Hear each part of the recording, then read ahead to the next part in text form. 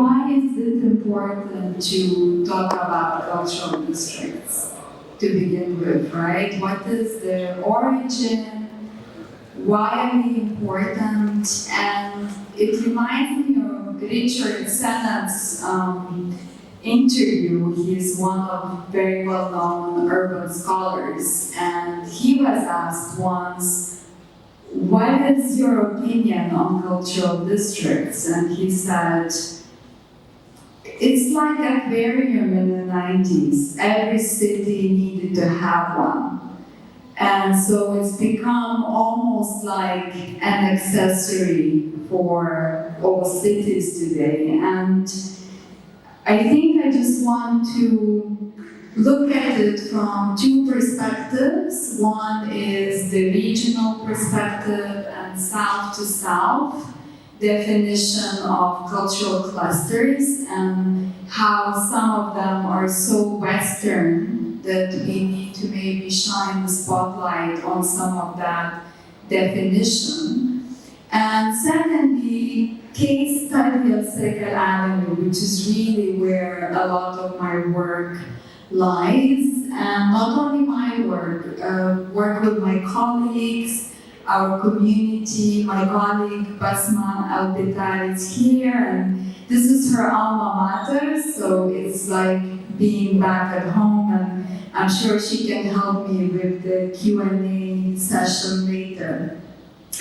So I think I wanted to start with this instrumentalization of culture and the kind of labelism that a lot of us had to inherit as cultural districts in this part of the world. And I mean, looking at our region as Manasa and maybe even going south to south, cultural districts since the 80s, I mean, you remember the references made to London, Shoreditch, or New York meatpacking, and we are always compared to them directly. And somehow we are also blamed for gentrification in the same way. But gentrification is not even a term that applies to us. Gentry was coined by a well-known scholar, Ruth Glass, in 1954, which labeled a specific class in the UK, which is just below nobility, that were blamed for displacing working class in some of these neighborhoods. But for our cultural districts in our part of the world, we play a different kind of role. We are not just built environments run by real estate mentality. I mean, essentially, cultural districts are about the people. It's about creating a space for people of all walks of life to come together. And this is Second some of the moments that we share through our program in Astrican. And that's really my message. I mean, Smith has written a lot in academia, and I really love this quote because there is no abstract space beyond place and no place beyond society. So when we think of cultural districts or cultural communities, for me it's about the publics that we serve and how can we open our public space, how can we design our program to communicate with these publics, to resonate, to create a sense of belonging. And I've conducted my research for Oxford asking this very question. And when I spoke to young people, the role I realized we play as cultural districts was more than I could ever imagine. And so I think with that we carry an enormous responsibility. So for anyone who is designing or embarking on one or might be involved in one, I think it's important to keep that in mind. And when it comes to modeling our own, so going back to some of that Western validity, somehow we were taught that what we have, the culture, the context, the history, is not modern enough. And I think it's so important that we dislocate those hierarchies and model our own, and not forget that what we have is exactly what makes us unique. And I remember because when we just started, the West didn't know what to do with us because we didn't tick any of the expected boxes, because we are a neighborhood, we are a foundation, we are a community.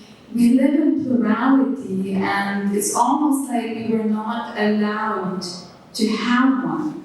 No, you must be a foundation, because that's the framework we carry in the West or internationally. And so I think it's important to push back, and it's important to raise awareness that these districts, and these are just a few examples presenting from my role on the advisory board at the Cultural Districts Network. We have about 50 members globally, that we play a different role in these neighborhoods and these societies. No, I mean, if you look at Victoria Yards in Johannesburg, it acts like a mothership in this context. I mean, this was an extremely unsafe neighborhood.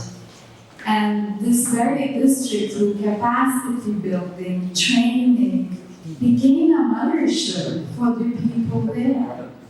And it created a new sense of belonging, a place to go to, a place to be listened at, understood in. And it made me think that cultural districts are not just gentrifying the neighborhoods. And as a matter of fact, in the global south or south to south scenario, we are playing an opposite role. And this is what I wanted to begin and highlight in academic work. And of course, look at these examples. Kingston Creative is a very different makeup and ontology. So going back to this comparison that cultural districts are not synonymous with the built environment. Like, they don't own any of the buildings.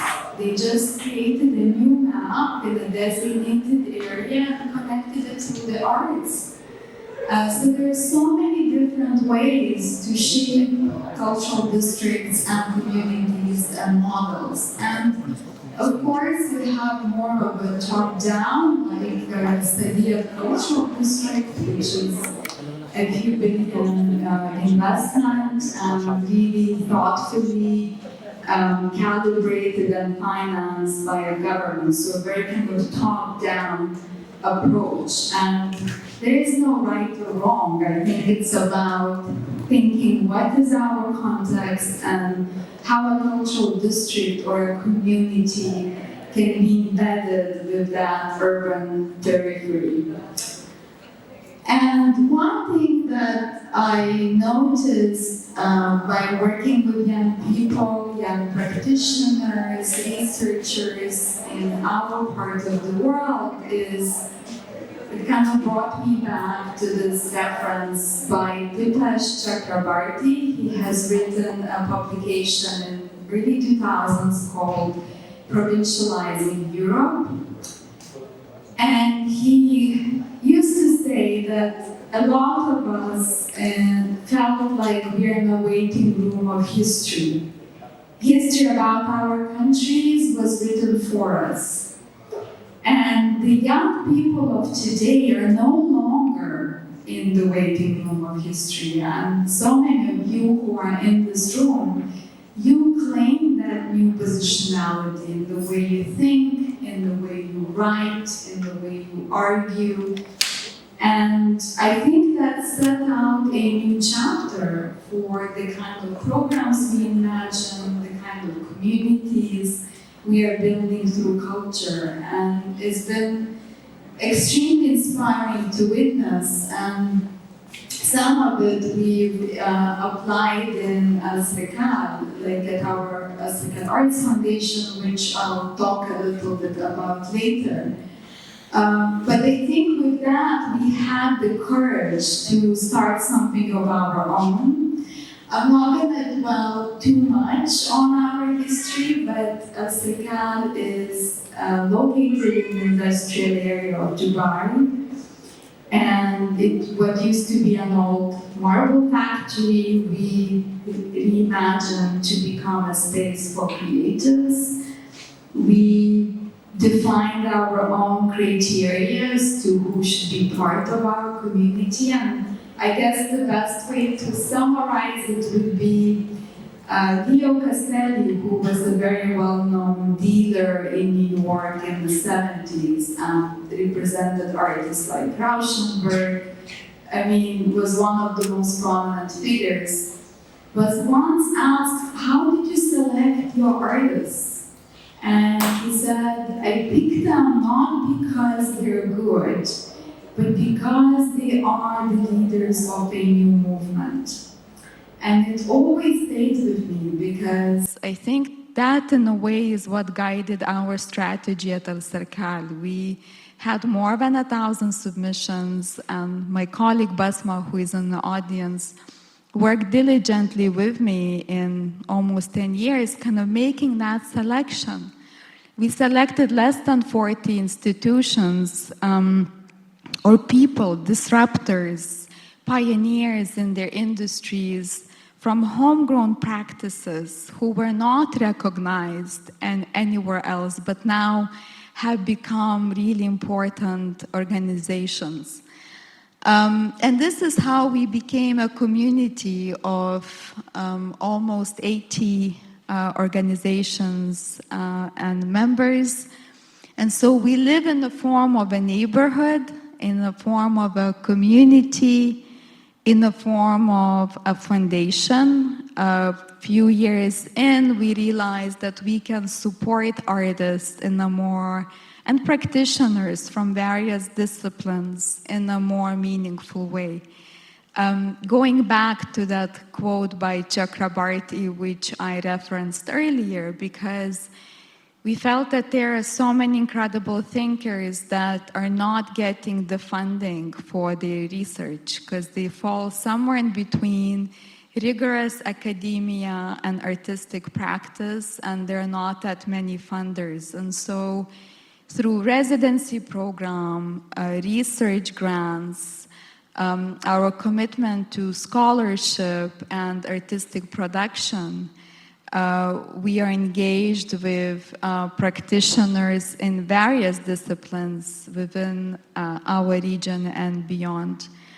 And it was really important that the kind of work we support produces a new form of knowledge and helps us remap geographies of knowledge and challenge this power and decolonize some of the work done historically. We also live in the form of the advisory, which we started during COVID, where we work with cultural partners, both in public and private sector, in strategically reimagining what a cultural program or a destination could look like and how it could engage audiences in a meaningful way. This was our program at the Expo with our Minister of Culture and the former Minister of State. And I believe our Minister of Culture is here in Egypt at the moment, celebrating the bilateral relationships between the UAE and Egypt. And so essentially, I think, again, it goes back to the plurality and the kind of model that you can shape, and looking at it in a kind of clean slate and new chapter approach, instead of trying to copy what's done in the West, I think is really my message. I mean, just to, how do I go back? Just to kind of reference, I guess that's a summary of the work that we do.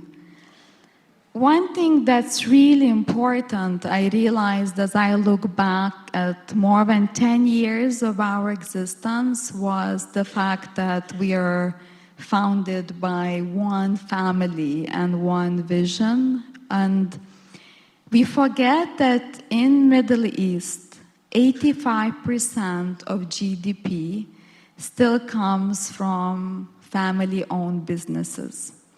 So that is still a very important model and economic pillar for us here.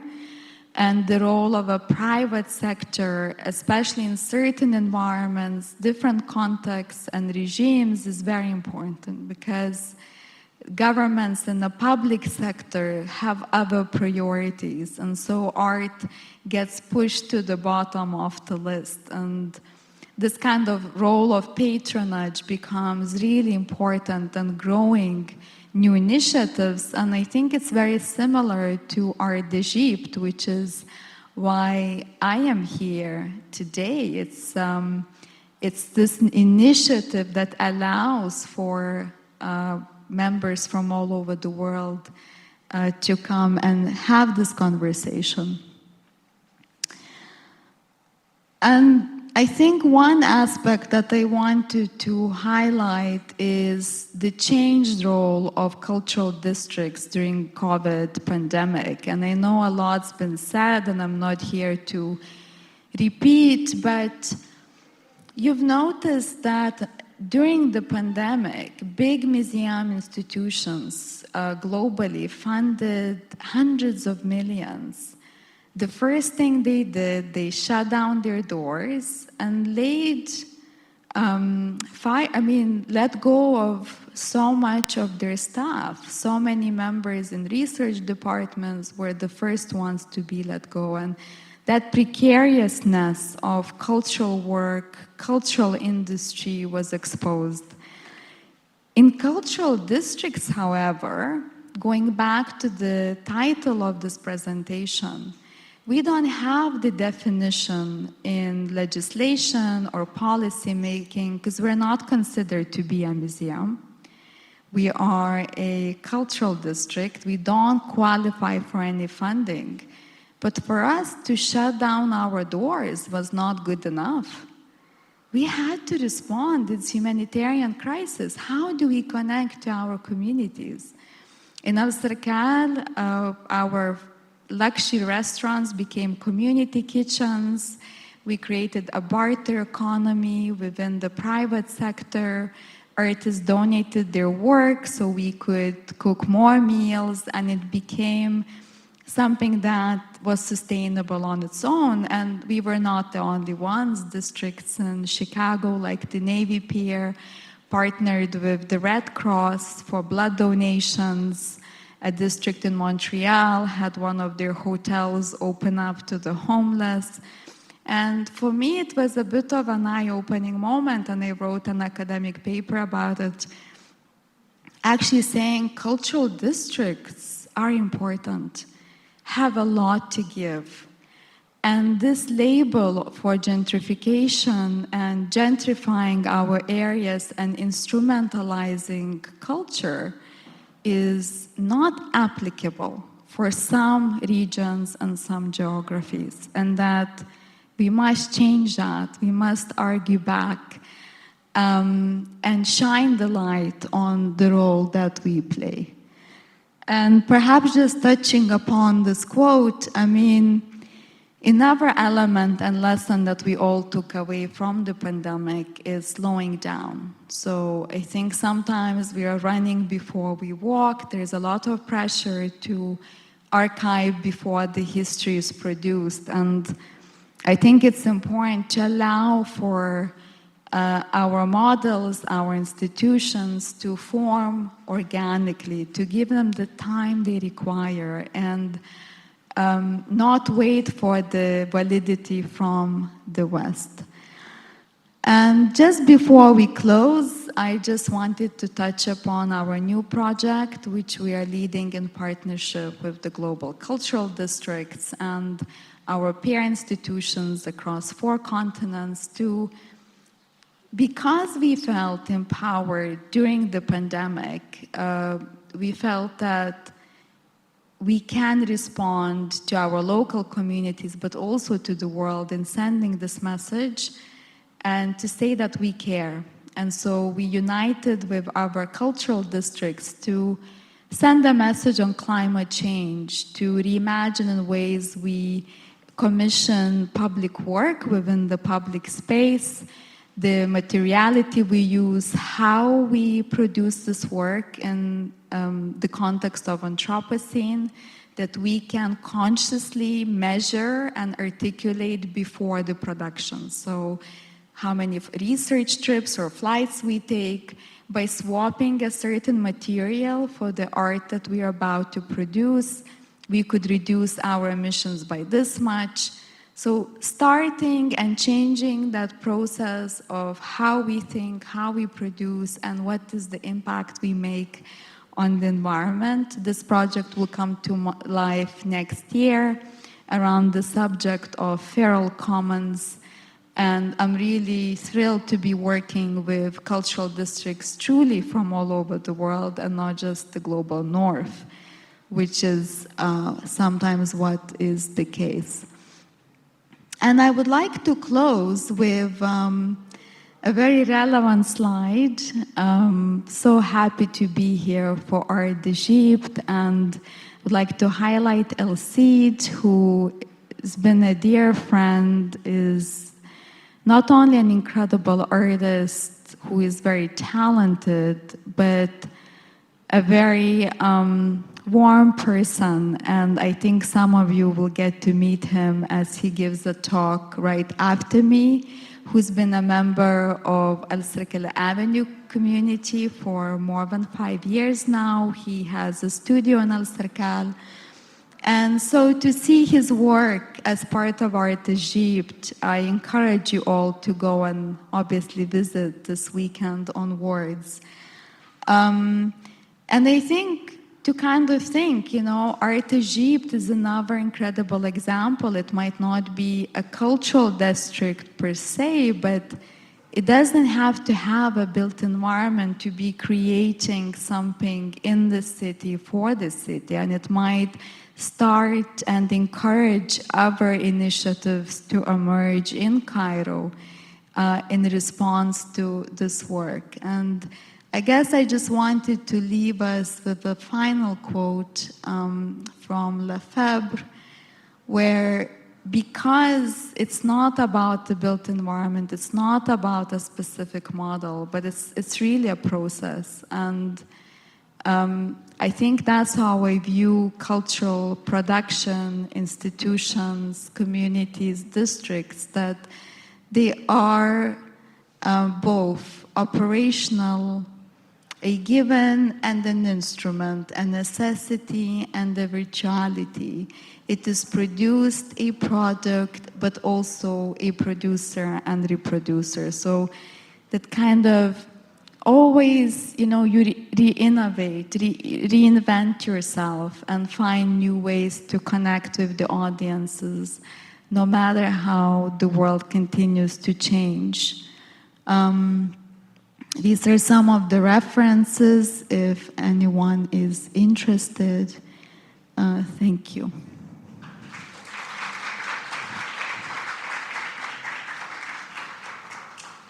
I'm not sure if I meant to introduce El Cid next, or we have time for questions or engagement.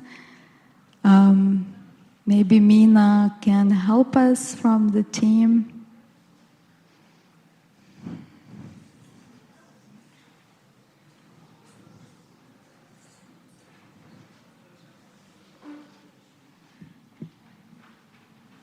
Do we have time for questions, or El Cid is going next? We have 5 minutes. Are there any questions, comments from anyone here? We have so many amazing young people, or are we shy today? No questions? Ben, I think El Cid goes next. Is he here? I saw him earlier. El Cid, are you here? Yes, so let's introduce El Cid. This is the perfect segue into his presentation. Thank you. Thank you. Thank you, Vilma. Up next, I would like to introduce El Cid, who's a contemporary artist whose practice crosses the disciplines of painting and sculpture.